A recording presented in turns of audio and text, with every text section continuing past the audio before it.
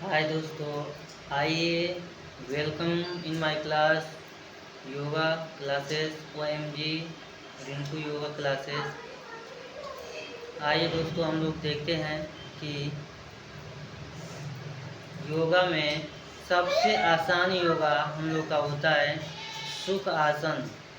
सुख आसन जो हमारा होता है यह हमें किसी प्रकार का सुख देने वाले आसन को नहीं कहते हैं, क्योंकि इसमें हमें आराम मिल जाता है और शांति मिलती है, माइंड हम लोग का फ्रेश होता है।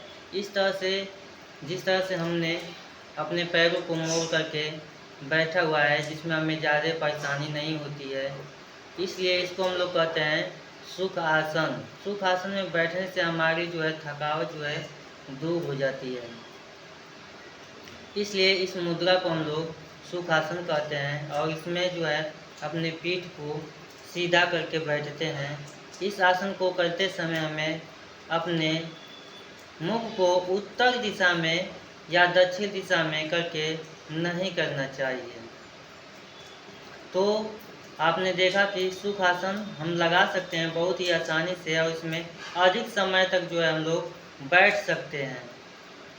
अब आइए देखते हैं हम लोग पद्मासन कैसे करते हैं। पद्मासन थोड़ा सा सुख आसन से हमारा कठिन होता है। प्रारंभ में इसे हम लोग करते हैं। दाएं पैर को बाएं जंघे पर रख लेते हैं और पुनः बाएं पैर को दाएं जंघे पर रख लेते हैं।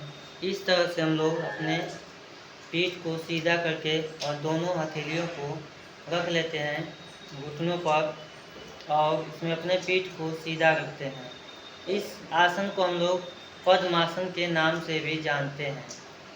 इस आसन को बैठने से इस आसन में हमें ध्यान लगाने में आसानी होती है। इस मुद्रा में हम लोग ज्ञान की मुद्रा ले करके ध्यान भी लगा सकते हैं, जिससे हमारे सातों चक्र खुलते हैं। मूलाधार चक्र प्रारंभिक होता है। तो इस आसन में हमें सबसे पहले जो है अपने मूल भाग यानी कि कमर के सबसे निचले भाग में ध्यान लगाना होता है, इसलिए इसे हम लोग कहते हैं पद्मासन। पद्मासन का मतलब होता है कमल, और कमल का मतलब होता है कमल के समान इसमें हमें आनंद मिलता है।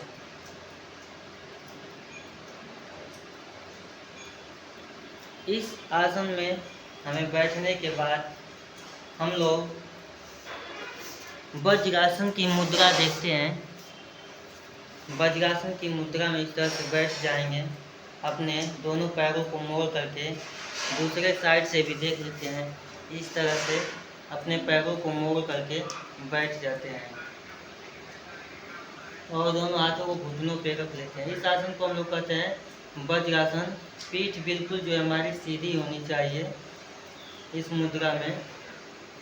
इसको करने से हमारे कमर का दर्द जो है समाप्त होता है, घुटने का दर्द समाप्त होता है, और हमें वज्र नाड़ी को मजबूती मिलती है जो हमारे दोनों नितंबों के बीच में होता है। वज्र आसन करने के बाद जो है हम लोग आसानी से बटरफ्लाई आसन भी कर सकते हैं, क्योंकि इसमें हमारा पैर जो है धीरे धीरे खुलने लगता है।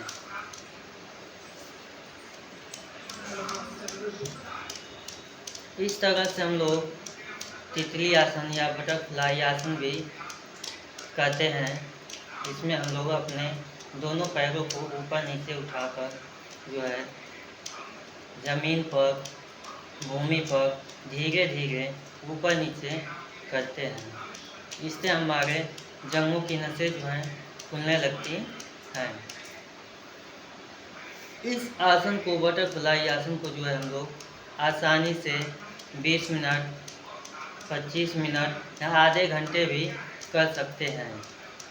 इसको करने से हमारे पाँव जो है, मांसपेशियाँ जो हैं मजबूत होती हैं, और हमारा पैर धीरे धीरे फैलाते हैं तो खुलने लगता है। इस आसन को करने के बाद जो है हम लोग अब चक्की आसन करते हैं, जिसमें अपने दोनों पैरों को हम लोग आगे की ओर, सामने की ओर फैला लेते हैं, और दोनों हाथों को सीधा कर लेते हैं और आगे की ओर ऐसे क्लॉकवाइज और एंटी क्लॉकवाइज करते हैं।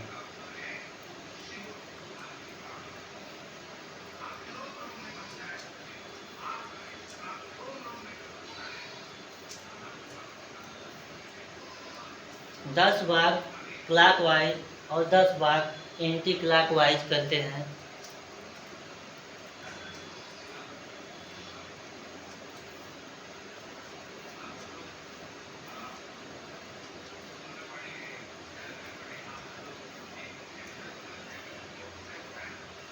इस आसन को करने के बाद जब हमारे हाथों में पेन होने लगता है, दर्द होने लगता है, तो हम लोग नौका आसन चला लेते हैं, जिसे चप्पू चलाना भी कहते हैं।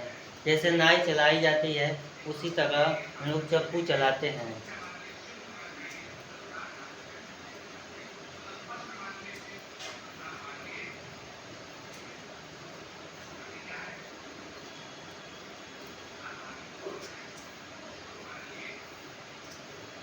दाएं साइड और बाएं साइड दोनों तरफ हम लोग चला सकते हैं और फिर इसके बाद हम लोग दोनों हाथों से भी चप्पू चला सकते हैं।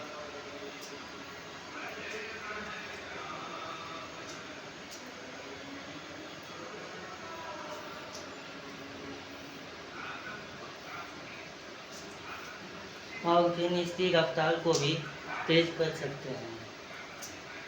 इससे हमारी मांसपेशियां मजबूत होती हैं और कमर में दर्द नहीं होता है, कमर मजबूत होती है, पेट की चर्बी कम होती है, पेट में गैस कम बनता है।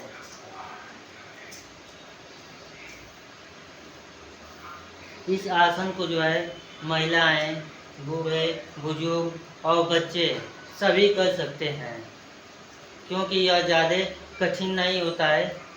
इसलिए सभी दोस्त, मित्र, बूढ़े, बच्चे और महिलाएं भी कर सकती हैं आसानी से।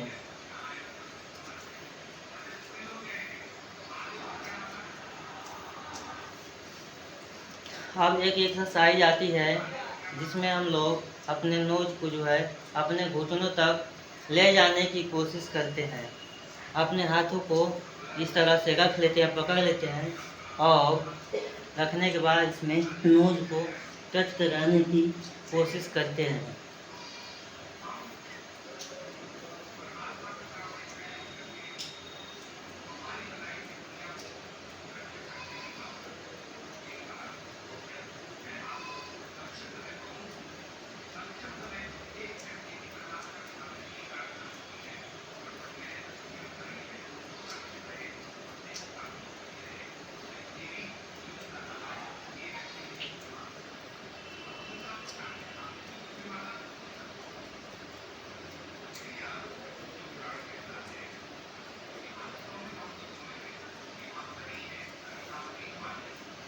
इस आसन को करने के बाद जो है हम लोग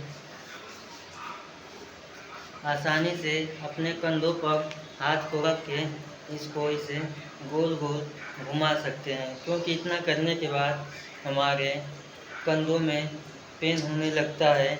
यह इस तरह से करने से समाप्त होता है। फिर उल्टा घुमाते हैं।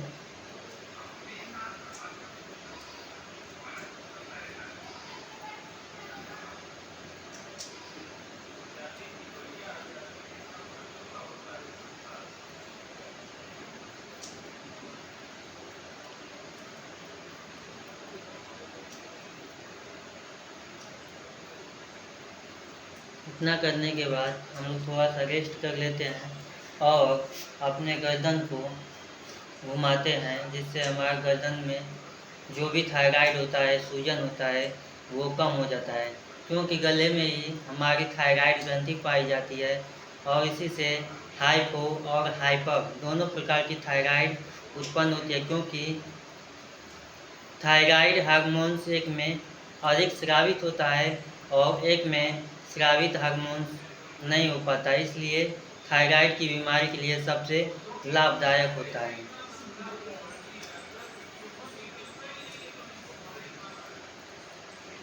धीरे धीरे अपने गर्दन को ऊपर की ओर करते हैं और आकाश को देखते हैं। फिर नीचे की ओर कोशिश करते हैं कि नाभि को हम लोग देख सकें।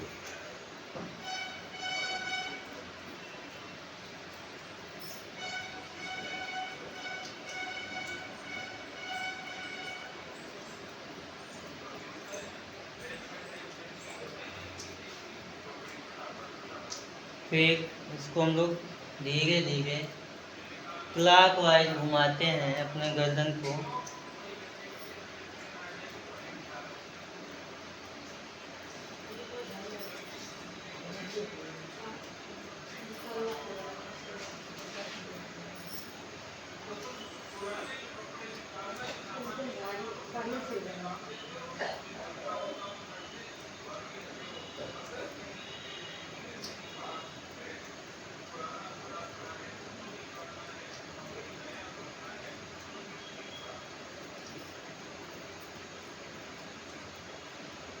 फिर एंटी क्लॉकवाइज घुमाते हैं।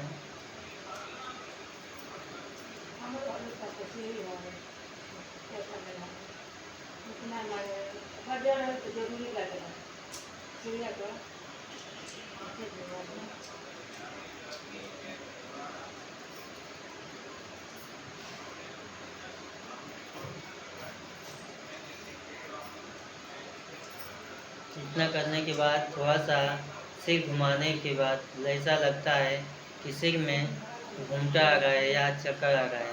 थोड़ा सा हम लोग अपने सिर को स्थिर दे देंगे। गहरी सांस लेते हैं।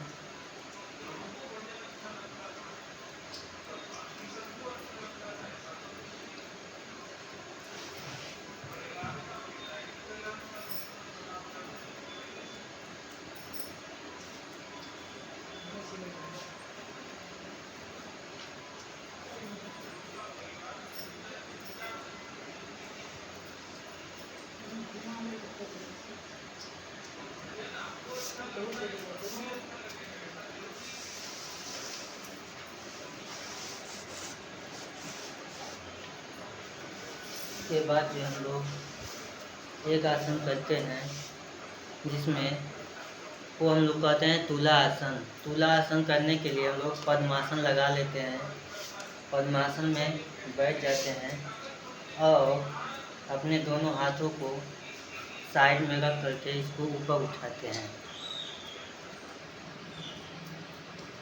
इस तरह से इसको कई बार हम लोग प्रैक्टिस कर सकते हैं धीरे धीरे।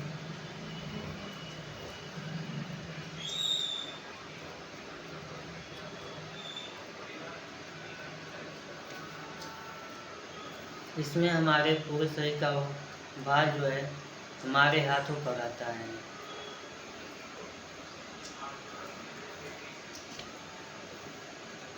इस आसन को करने के बाद हम लोग देखेंगे मयूरासन, जो कि यह बहुत ही कठिन होता है।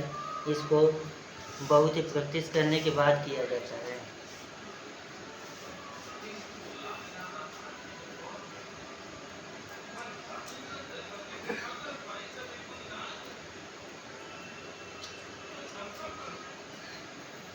इस तरह से सांसों को रोकना पड़ता है, तब जाके ये मयूरासन होता है। मयूरा यानी कि मोर की तरह होता है। और मोर क्या करता है, सांप को मारने का काम करता है। और इस तरह से मयूरासन डेली करने से हमारे पेट में जितने भी प्रकार के जड़ उत्पन्न होते हैं वह मयूरासन इसको जो है समाप्त कर देता है।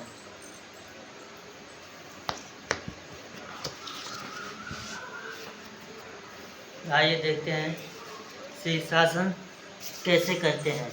शीर्षासन करने के लिए अपने दोनों हाथों को रख लेते हैं और इसके बाद अपने सिर को एक त्रिभुज के अगले शीर्ष वाले कोने पर रखते हैं।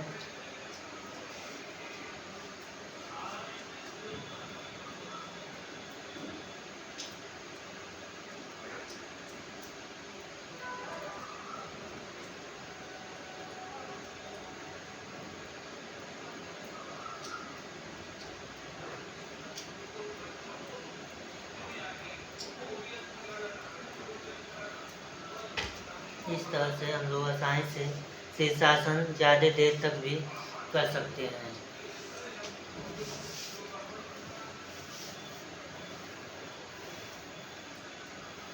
इसके बाद डेली जो है हमें एक एक्सरसाइज जो होती है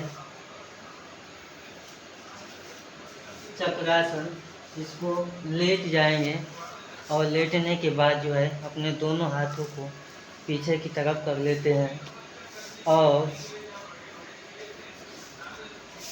थैलियों के बल से ऊपर करते हैं।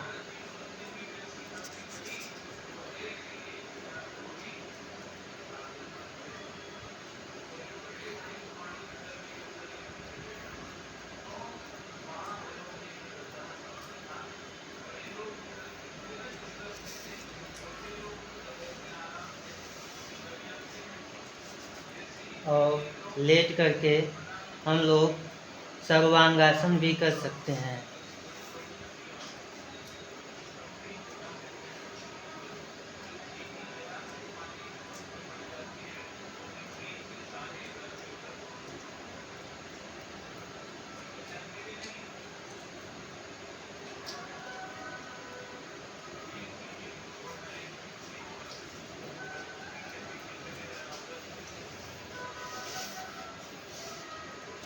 और दोस्तों लेट करके हम लोग हलासन की आसन को भी करते हैं, जिसमें अपने दोनों पैरों को पीछे की तरफ ले जाते हैं।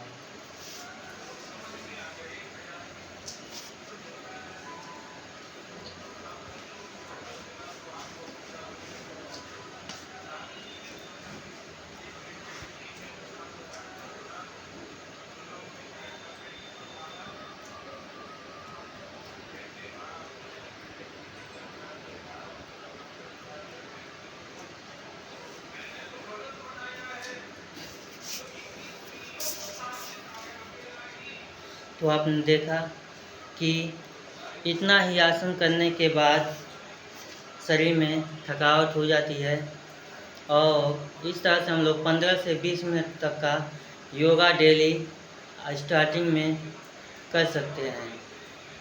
तो जिन भी भाई बहनों दोस्तों को योगा सीखना हो, हमारे साथ प्रैक्टिस करना हो, तो सुबह के 7 बजे ऑनलाइन हम आते हैं अपने क्लास में और ऑनलाइन क्लास लेते हैं।